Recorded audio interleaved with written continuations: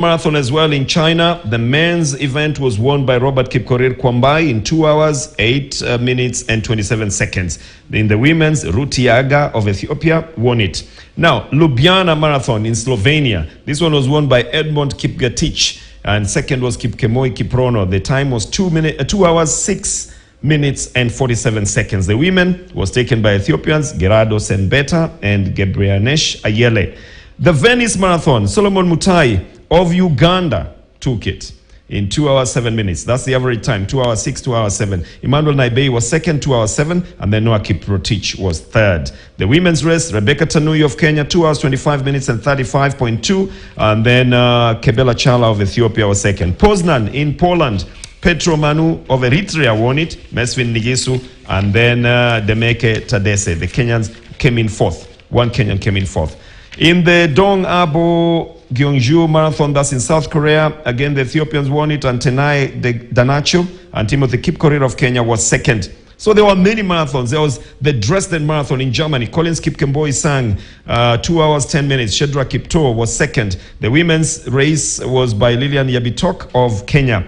The Taihu Marathon in China, Debele Gebisu of Ethiopia won it. Antwerp Marathon, Kenyan Vincent Rono won it. Marathon Vert d'Orense, that's in France, Florian Caro won it. The Kenyans were not in that list at all. Marathon Internacional do Juarez in Mexico, Geoffrey Kenisi Bundi.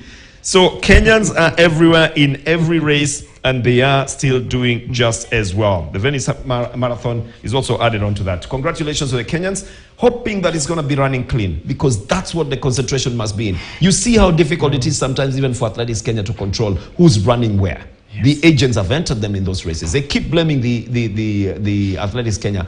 I see a lot of athletes blaming Athletics Kenya for not having controls. How do you control this? And unfortunately, you know, racing in the marathon or on the track is an individual affair. It's not really a team affair. You can't control this, Bernard. And you remember even the team that went to the World Championship to represent Kenya, the people who had been chosen by the federation are not the ones who showed up, because the ones who had been chosen opted to do other things. They opted to, you know, to participate in these other races. So really, you can't control. It's impossible to control them. And because a lot of this running now is not being done for pride, it's being done for money. It's now a professional thing. So how do you tell somebody, no, you can't go out there and make money?